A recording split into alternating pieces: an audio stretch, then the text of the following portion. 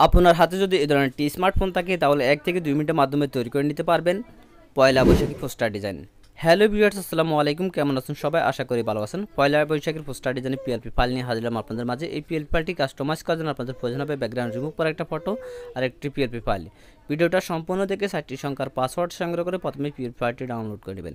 আর PLP ফাইলটি customise করার জন্য আপনাদের প্রয়োজন হবে একটি পিক্সেল অ্যাপ্লিকেশন। পিক্সেল অ্যাপ্লিকেশনটি আপনার প্লে স্টোর পেয়ে যাবেন বা এই ভিডিওর ডেসক্রিপশন বক্স থেকে পিক্সেল অ্যাপটি ডাউনলোড করে ইনস্টল করে নেবেন।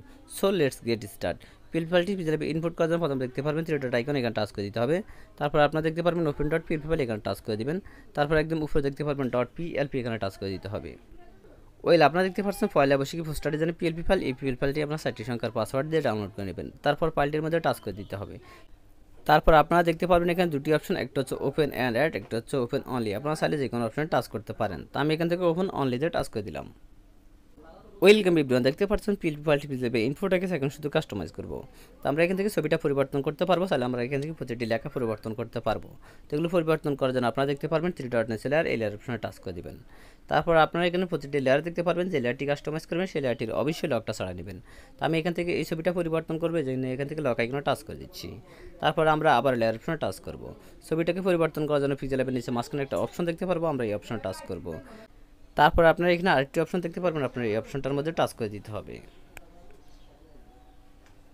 ওয়েল, আপনার গ্যালারি থেকে ফটোর ব্যাকগ্রাউন্ড রিমুভ করে একটা ফটো নিয়ে আসবেন। ফটো থেকে ব্যাকগ্রাউন্ড রিমুভ করার পরে আপনার এখান থেকে টিকমার অপশনে টাচ করে দিতে হবে। ছবিটা চলে আসবে। ছবিটাকে আপনার চাইলে কোনা আছে, কোনায় ধরে আপনারা ছোটো বড়ো করতে পারবেন।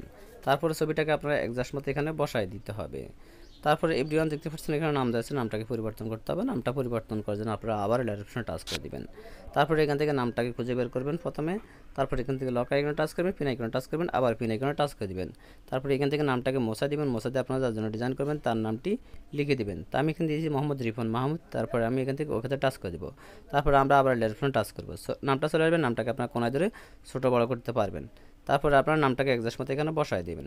সো এখন আমরা এই ডিজাইনটি সেভ করব। সেভ করার জন্য একদম উপরে সেভ আইকনটা দেখতে পাচ্ছেন, এখানে সেভ আইকনে টাচ করে দিবেন। তারপর এখান থেকে সেভ অ্যাজ ইমোজি নামের অপশনে টাচ করবেন। তারপর আপনারা এখান থেকে সেভ টু গ্যালারিতে টাচ করবেন। করার সাথে সাথে ডিজাইনটি সেভ হয়ে আপনাদের গ্যালারিতে চলে যাবে।